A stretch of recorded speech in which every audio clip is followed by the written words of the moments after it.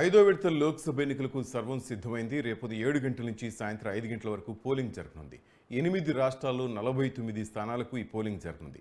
ఐదో విడతలో దాదాపు 659 మంది అభ్యర్థులు పోటీ పడనున్నారు. ఉత్తరప్రదేశ్లో 14 మంది, మహారాష్ట్రలో 13 మంది, ఉత్తరప్రదేశ్లో 14 స్థానాలు, అలాగే మహారాష్ట్రలో 13 స్థానాలు, బెంగాల్లో 7 స్థానాలకు, బీహార్లో 5 స్థానాలకు, ఒడిశాలో 5 స్థానాలకు, జార్ఖండ్లో 3 స్థానాలకు, జమ్మూ కాశ్మీర్, లడఖ్లో ఒక్కో స్థానానికి పోలింగ్ జరగనుంది. రాయ్బరేలీ నుంచి రాహుల్ గాంధీ పోటీ చేయనున్నారు. లక్నో నుంచి రాజ్నాథ్ సింగ్, అమేథీ నుంచి స్మృతి ఇరానీ, కైసర్గంజ్ నుంచి బ్రిజ్భూషణ్ కుమార్ కరణ్ పోటీ పడనున్నారు.